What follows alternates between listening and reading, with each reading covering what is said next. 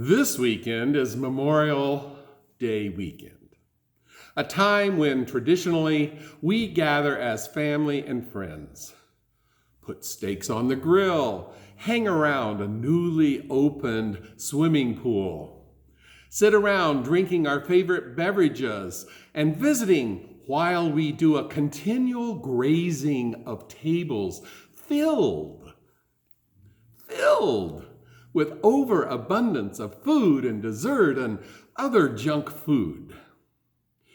It's also a time when many of us go to cemeteries to pay honor to those who have gone before us as we decorate their graves with flowers.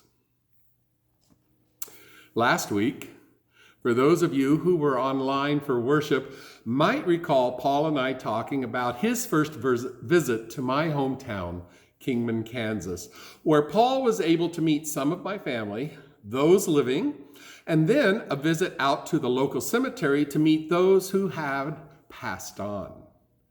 Paul was overwhelmed by the large number of family I have who reside out at the Walnut Cemetery in Kingman, Kansas. 25 years earlier, I made a similar trip to my childhood home with my children.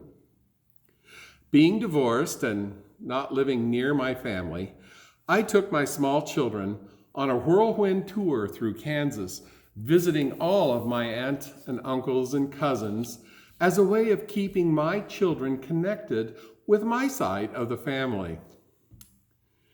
We ended our tour at the Walnut Cemetery, where I introduced them to a good number of their ancestors. At each headstone, we would stop and I would share short vignettes about each of these people. Your great Aunt Bobby, she moved off the farm and into town so that she could attend high school, something that wasn't common in her generation. She and her husband, great Uncle Pat, raised my mother, and both were entrepreneurs starting their own individual businesses during the Depression. Great Grandpa Fred, he survived the pain of losing his mother at age 8 and was adopted out only to lose his adopted mother just a few years later. And at age 13, he ran away from home and the cruelty of his adoptive father.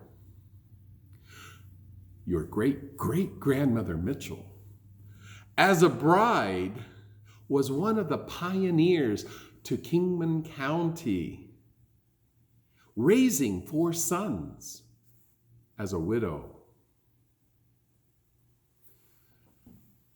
I did this so they could deepen their sense of connection with the type of people that they come from.